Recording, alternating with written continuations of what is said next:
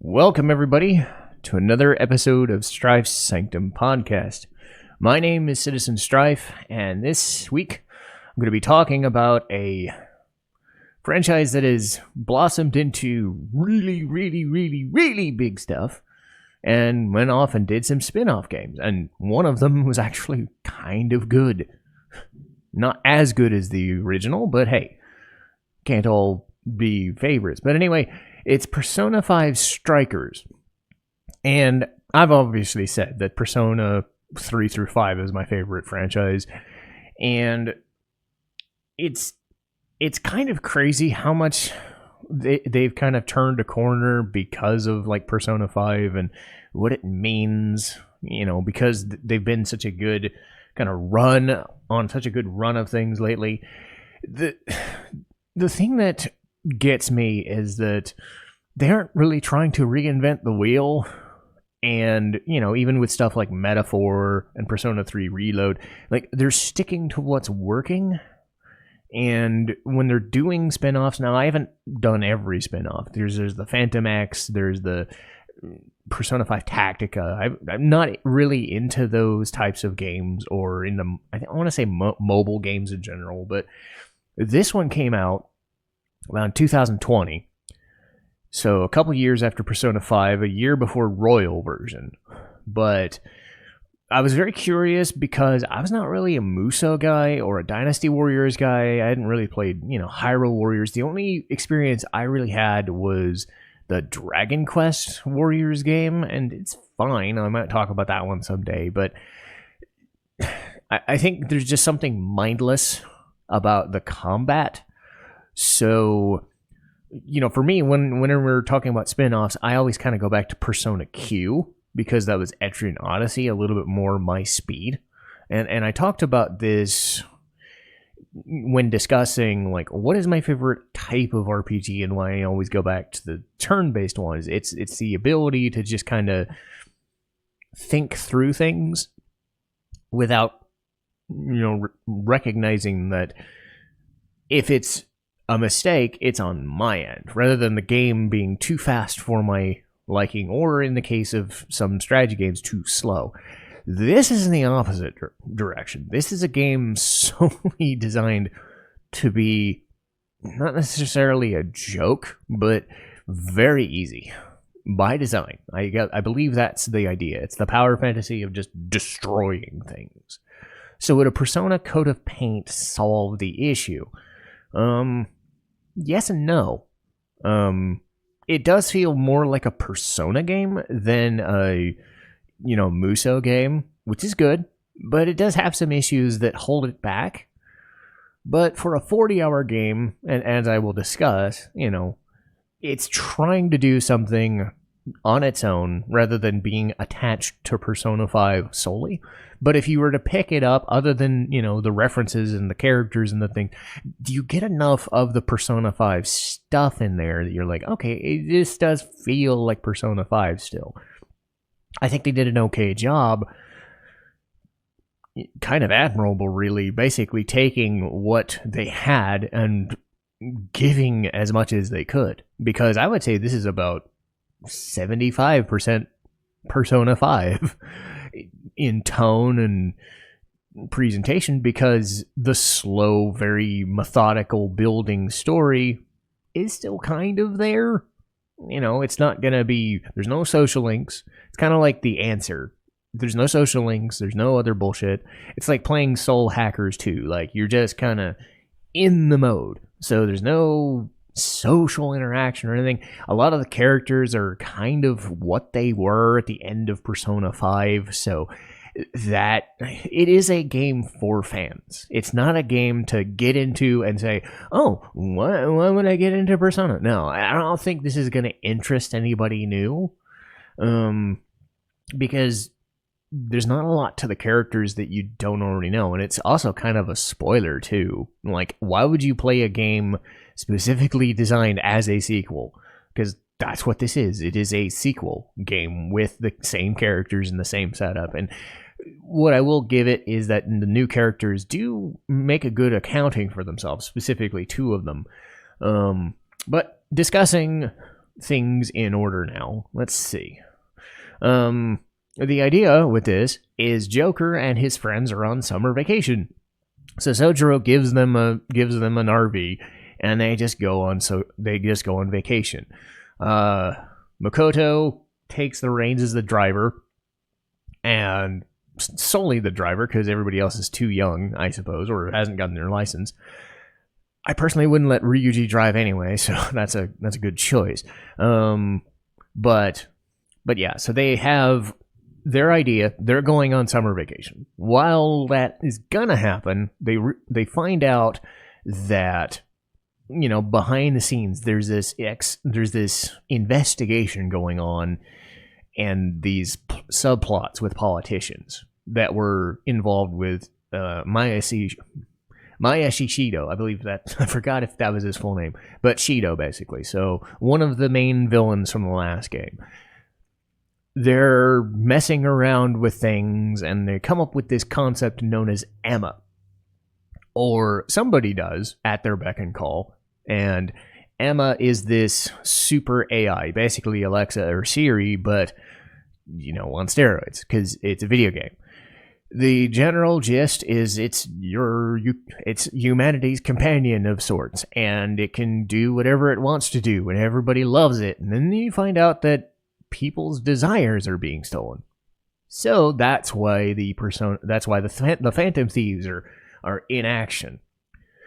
So they're in Tokyo, and the first one happens. And this is, again, like Persona 5. I think the first parts are the best ones because they're introducing the concepts and the characters. It's the slow burn to everything to get you where you need to go. So this like fashion designer lady known as Alice, because Alice in Wonderland has to be in every Persona game, it seems. It has to be a rule. Or like 30 to 50% of every JRPG ever has to have some sort of Alice in Wonderland references. Or at least it feels like it. Like everything ever has to have an Alice in Wonderland reference. Don't ask me. I'm not as big a fan on Alice in Wonderland as other people. I didn't read the book, but I watched the original movie, and I thought, it's fine. You know, I'm not like that big on it, but goddamn, Japan loves Alice in Wonderland for some reason. Anyway, so Alice, no relation to Alice from the Die For Me fame, because that Alice is awesome. But imagine having Alice as the main villain again. That would be great. But yes, you just summon her as a persona. Anyway, Alice, the designer, takes over Tokyo in what is known as a jail. So unlike a palace from Persona 5, the jail encompasses like an entire city ward or city block. Not city block, but just an entire like big part of a city that they can control. The idea is that she can manipulate things. She is known as a monarch, and all of the enemies going forward are monarchs. So much in line with Persona 5, they take the lust, greed, wrath, you know, the 7 deadly sins, and they kind of co-opt it into the monarchs. So they all have their own reasons for becoming the big bads of the stages, and it's up to the Phantom Thieves to just go in, stop them. So what I do like is that Morgana usually acts as the conduit for giving you information and says, okay, this is different from the palace because of this. So that like people who have played Persona 5 can go like, okay, this is different in this way. So they're giving you plot reasons why they can't just do the same things they were doing and why the combat is different. And the combat really is the biggest difference, because the setups for, you know, learning the stuff and taking the treasures and stuff, there are slight differences here and there, but really it's the combat that takes it, because you start learning about characters and, you know, what I will say is kind of annoying is that like every character, like, this is Makoto's chapter, or this is Anne's chapter, or this is Yusuke's chapter, or this is Ryuji's thing. You know, it does kind of feel, you know, very hackneyed. I know that's how you design things in general, because it was a personal thing. but it does seem kind of after a while. There is one instance, I think it's the third one, where it's like, okay, Haru has a relationship with I want to say the mayor of another city. That one seems a little bit less far-fetched. But other ones are just like, you are an artist, or you are a book. The second one is like, Yusuke takes umbrage with this guy who plagiarizes or whatever. I mean, okay, but that's fine. Ryuji's one I think is the worst, because he like waits until later in the game, and it's like one of the last ones, and it's like, oh dude, you're such a whatever. Not everybody has to have a personal reason or a personal motive to defeat the bad guy. You don't always need personal motives. It does feel kind of tacked on just to give the characters something, because the characters are already complete. You're not really going to get anything out of the Phantom Thieves that you already didn't get before. This is about other characters that exist. So while you're fighting off Alice and you're doing her weird shit, and I do admit I think hers is one of the better motives, it's kind of, go to this stage, go to that one, go to that one, go to that one. So it's very direct. There's no like time limit thing, which is a blessing and a curse, and I'll get to that in the combat section. You're going through the summer vacation, and the Phantom Thieves have already stopped Alice. So what happens? One of the newer characters, Zenkichi Hasegawa, he's voiced by Tom Taylorson. His thing is he knows that there is an investigation to something. He thinks the Phantom Thieves are involved, or his superiors do, and he's tasked with surveying them. But they also know that somebody else is causing trouble. While they were going into Alice's thing, they found a second AI, a different AI character known as Sophia, voiced by Megan Harvey, who was Ringo in Soul Hackers 2. I still gotta marvel for a game franchise that still focuses on silent protagonists, even more so with metaphor. My God, Ringo is so much better than all of them. Anyway, I'll keep shutting up about Ringo. I'll stop shutting up about Ringo eventually. But yes, so they get Sophia, and her thing is that she was left in the trash in Alice's chapter. Somebody left her there, and she joins the party, and she can use a persona, and she's an active member of the party. And she's pretty nice. She gets to use like bless skills, healing skills, buff skills. It's kind of neat. So she joins the party as the de facto main character, much like Kasumi/Sumire did in Persona 5 Royal. So that was a nice touch. The game is mostly about her and Zenkichi, so they do enough to weave them as the main characters, and then we are just kind of the sounding board as, hey, remember us? We're the Phantom Thieves. We're a cameo. Yay!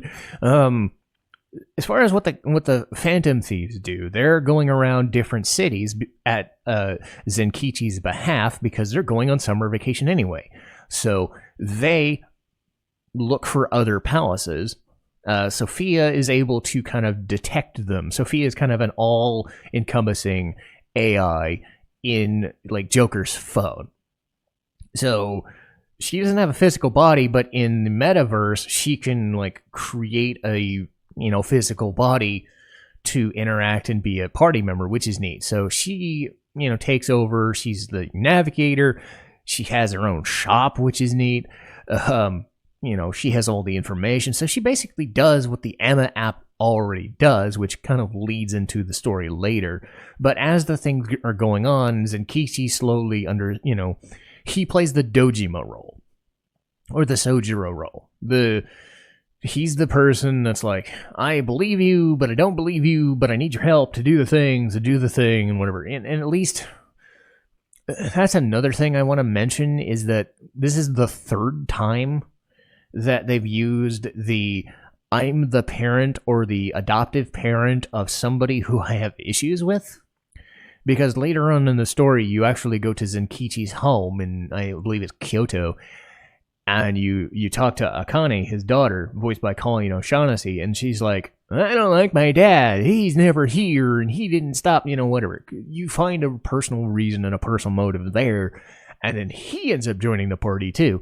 But it's like, they use the trope of the father who's neglectful, whether by purpose or by not, of a daughter figure. It does seem kind of weird that this is like the third time in very short order with Persona that they've used that trope, because they used it with Nanako and Dojima, they used it with Sojiro and Futaba, and now they're using it with Zenkichi and Akane, which is, you know, I don't mind it, but it does get old and it does start getting there.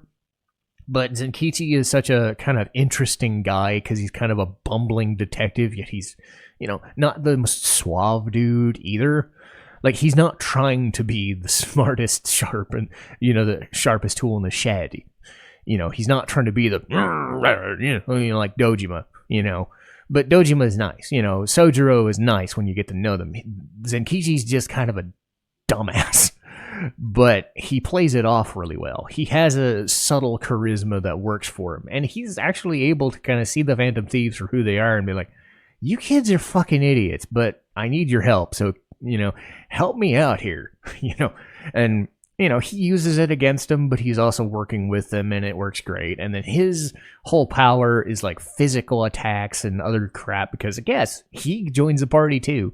I do think the Kyoto jail is interesting because you get a like stealth section, you get involved with the Akane business, you do some other things. So that's another highlight of the game, you know, because those like the first jail is good, middle jail with Kyoto, you know, that stuff adds a storyline. And I want to say the second to last jail with the head guy who runs Medice and, you know, runs Amma is pretty cool too. Akira Konoe, he has this like crazy like superhero complex, and you know, the music of the jail like becomes super bombastic and awesome.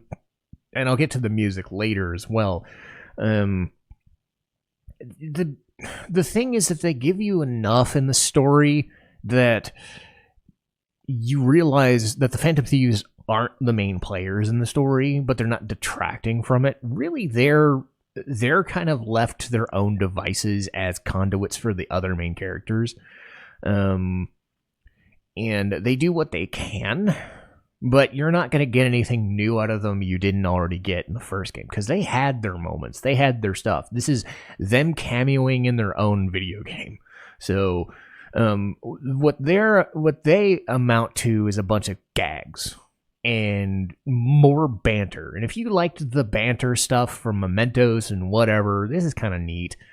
I think what I enjoy most as far as the Phantom Thieves is Haru, because she gets these like weird gags every so often where Makoto's like, don't let her drive. Because when Haru drives, she becomes a freaking maniac. And, you know, speeds down the highway and all that shit. It's fucking hilarious. It's funny that, like, Haru gets no characterization at all, you know, compared to the other characters in original Royal. So everybody called her kind of flat, and it didn't really... I liked her because of that in a weird way. But Strikers gives her just these weird things, you know, talking about how she, you know, slices people with an axe, you know, bringing that up. Because how does that make sense? Or being a crazy driver, you know, little things like that. Showing off her dancing skills in the dancing minigame, you know, in the dancing spinoff games, you know, and making her out to be the best dancer that all the games ever had, you know, because she was trained as a ballerina. So little things like that help flesh her out a little bit. Everybody else just kind of exists. But it is nice that, like, you're in that pocket. You have everybody doing the same things they were doing. What I also like is that all the actors are the same, specifically for the dub version. I do want to mention a story. I actually talked at a convention to Makoto's voice actor Jeremy Lee, and she said that they were recording the dub basically like the week that COVID hit. And yeah, that would had to suck quite a bit. You're doing everything as normal, and then all of a sudden you're not. And I don't know if it is still the case, but I definitely noticed it when I first played it, that there were times when you could kind of tell that the audio didn't seem right, or the characters or the sound didn't, you're in a booth. You kind of know you're in a booth. You always kind of set everything the same. In this instance, there are like lines or other things because they were recording at home in a makeshift studios at the time.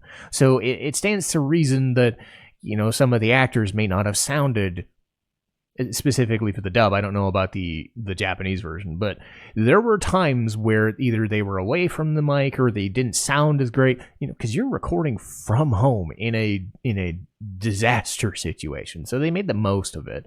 I don't know if it's still the case, but because I rewatched footage recently, but when I played it the first time, I definitely felt it, that it was off, and it was COVID. I can understand it.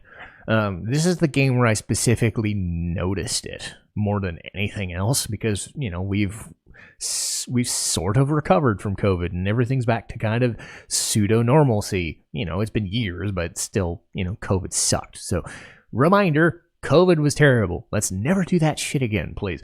But yeah, that was fun. But dealing with the characters and doing all that stuff, you get through all of the stuff, and you get the realization that this is all a ploy, this is all the whatever. Then it turns into the god stuff, because Persona 5 is always, Persona and SMT is always about gods at the end of the day. Because if it's not a god that's causing the problem, you're not playing an SMT or Persona game. So, but that's enough about story.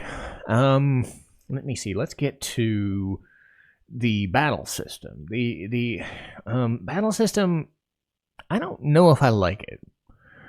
I want to like it because of some quality of life stuff, but I also kind of don't. So how do you translate a turn-based game into a mindless kind of fight where you're just getting rid of a bunch of stuff at once? Well, their system was when you get to a jail and you fight an enemy, they explode into like 50 million enemies all at once. That's kind of the Musou thing. And I'm coming from a noob perspective, so bear that in mind. I'm not like versed in, Dynasty Warriors or any of that shit. But it feels kind of awkward to play a character that is such a turn-based thing, making them do action-based. So their solution was, whenever you use a persona, the game slows down to a crawl. It's a blessing and a curse in a way, because it slows down enough for a person like me, coming from turn-based stuff, but it also seems like the chaos of battle just dies there, and so does the difficulty, because you're not really taking damage while you're selecting a skill. How they work with the skills, though, is you've got your normal attacks, you've got some combos, you've got some tech skills. I think everybody can kind of do their own different style. The biggest thing is the persona skills are the same skills as before. The elements are the same, the fights are the same, the buffs are the same. But they gear it to, the standard skills have a certain AoE of effect. So like this circle of effect that does this much damage to this character or these whatever. And you use whatever SP for that. The Ma skills, the full AoE, is just a much bigger circle. So that's kind of how they get around the AoE versus single target, is they just make it a bigger circle of damage. There's a set where you have vantage point attacks, like certain environments or certain boss fights. You can trigger certain events and do damage, or you can hide in a ceiling, kind of Batman style, and then hide on something bigger and then dash into an opponent. That's actually one of the best strategies, even if it gets dull after a while, is to hop up onto something and then dash. It's called a phantom dash skill, and you can actually buff that up and do more damage that way. I find that's pretty nice. The biggest issue for me, though, is that whether you're facing off against what are known as prison or lock keepers, or fighting against monarchs, if you hit a weakness, you can spam weaknesses. and the game just ends up revolving around spamming weaknesses. Not even more so than the strategy involved with finding weaknesses and whatever. You still need to do that, but once you find a weakness, you can stun lock enemies. So it doesn't really seem all that threatening at the end of the day. When you're stun locking enemies, you're just mashing the move, do the phantom dash, mash the move. You don't even need to use any of the tech skills. You don't need to use any of the special components. You just need to level up stuff, and then you're good. I don't know if I really like that strategy in an action context, because it also is like, where's the difficulty? Where's the enemy gonna attack me from? So I know they're trying to be a mindless and easy game, but it does feel too easy, if I'm making any sense here, because there's a way to make it too difficult and there's a way to make it too easy. And I think just being able to just spam your weaknesses and do damage, and really that's how you can defeat these like mini boss lock keepers anyway, is just to spam it so that you can take out their locks and take out their HP.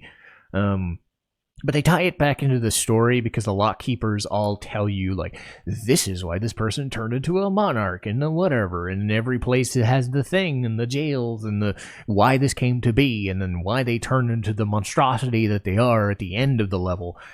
So that's more Persona-esque stuff diving in here, so that everybody kind of has a personal reason for why they do a thing. So again, it's still more of a Persona game than just go here, kill stuff. The bond skills take the place of confidant abilities, because again, there's no social links involved. The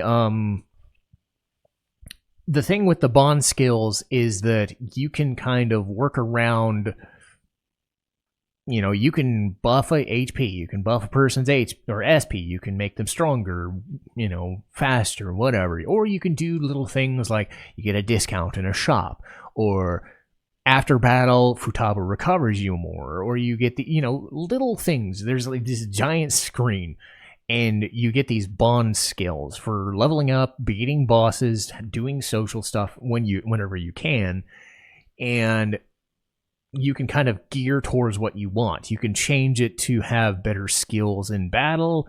There are some that I don't really use. I don't. Since I didn't really use the tech skills much, I didn't bother buffing those. But, auto heal for, I think they call it Oracle Recovery, was huge. Or being able to make more money or get more experience, whatever, from every fight was pretty cool. Or if you did Baton Pass, you can gear what you're taking your bond skills in to your play style. So if you have a different style, and if you understand the technique system a bit more, I really didn't. I was just kind of playing for fun. You're able to do things. You're still able to do the Persona fusions. Lavenza returns and gets to do the fusion stuff. She gets her own little story bits here and there, which is nice. So they try to tie in what they can where they can. As you're traveling, the characters do this thing, and this is what I would consider one of the weaknesses of the game, or just a weird quirk, is being very touristy. And I don't know if this is meant for Japanese tourists or meant for overseas tourists, because I'm not sure what. But most of the dialogue when they're on vacation is, oh my god, we're in this city, the whatever is the best, the da-da-da, kind of. I remember them saying, like, I think this was Yashi Croshaw who said this on a fully Ramblematic or Zero Punctuation once, was Persona 5 and Like a Dragon recently have been very, oh, you're in this place, go try this thing, regale the splendors of Japan. They're trying to sell Japan to people, and mostly overseas tourists. I'm of that demographic, I get it, but it does feel like, okay, am I ever going to be in this place? Am I ever going to remember that, oh, it's that temple from that video game they said once? I mean, it's kind of like, there is more to their dialogue, sure, but whenever they're visiting a Sendai or an Osaka or a whatever, they're like, oh my god, this cuisine is the best, and they do the whatever. It feels kind of forced. Like forced tourism via video game logic. I don't know. To be fair, the characters themselves would be excited because even in America, I don't always go places, so it's like, oh god, try the local delicacy, it's great. That's sort of human nature, but in a video game setting, that doesn't seem very natural, if that makes any sense. So the dialogue being very touristy is kind of, I get that they're trying to give them something to talk about while they're on vacation, but it's also just kind of.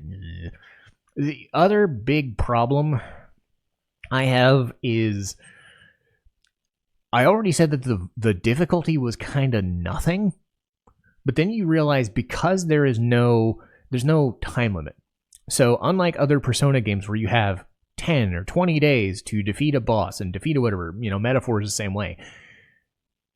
In this game, what you just have to do is get to a checkpoint, and those checkpoints could be 5 minutes away, could be 10 minutes away, could be whatever. And, they're dotted around a level. They're dotted around a jail. And all you have to do, and it becomes a loop, is go in the jail, go out the jail, repeat. And you can just go to Sophia every single time. And Sophia will keep saying, thank you very much, And it's like, you spend a lot, you will get used to Sophia's shopping screen and all of her little quips very much, because she will say it every single time you buy stuff. So get used to that screen. So because it's such a loop and because you have no consequence, you can just get to a checkpoint and just blow all your SP, because in Persona games, you're supposed to mitigate using your SP. It's such a foreign concept to just blow all your SP to get to a checkpoint and then bam, and then bam, and then bam, because there's no day requirement. The game does not progress by days. You are in the same day. You can take a break, you can take another break, you can take another break, and take another break as many times as you want until you beat a level. So unless you're really, really, really struggling for whatever reason, you're not really in trouble. Unless you need to use the Velvet Room or you need to use Sophia's shop, you're just kind of get to the next checkpoint and go. So it's fine, but kind of frustrating. But as far as good things in the game, I would say just being involved with these characters again is a good thing, because you're not playing a Persona 5 game to not deal with the Phantom Thieves. Like, that's the whole point. You're wanting to experience being with the Phantom Thieves again. They do a really good job of making it more of a Persona game than a Musou game, which I appreciate. Getting the story of Sophia, other characters, Zenkichi, giving them meat on the bones so that like they actually matter, which is great. Being a story-driven game, because you're playing it for 30 to 50 hours.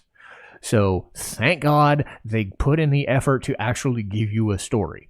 And I would say the consequences aren't all that high, because it's a spin-off game, but at least they give you something. They give you a reason to care about these new characters. And that's been kind of their strong suit with side content.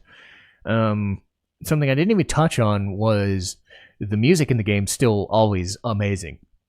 A lot of the times they redo some of the Persona 5 tracks, and holy shit, some of the boss themes are amazing. The jail theme is great.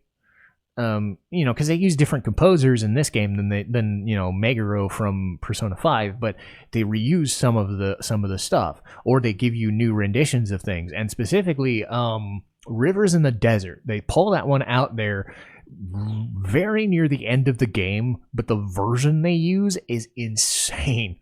And it's great. And I would highly suggest, listening to, if you're not interested in playing the game, at least listen to the redone tracks of like Rivers in the Desert and the Blooming Villain boss theme, because they redo them very well and it's really intense and I really like it. So on the whole, I still enjoy Persona 5 Strikers, despite knowing that it is a spin-off game. It's not going to change my life for having played it, but it's a good way to spend 40 hours and not feel like I just wasted it. Because there are some times where you just play a game and don't like it. I did like Persona 5 Strikers, even if I had issues with it.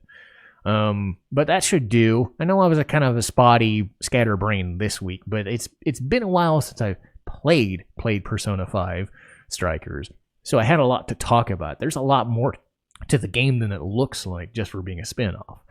But let me see where we're at in terms of podcasts going forward. We've got our anime reviews. So in a couple weeks, it'll be Makeine, Too Many Losing Heroines.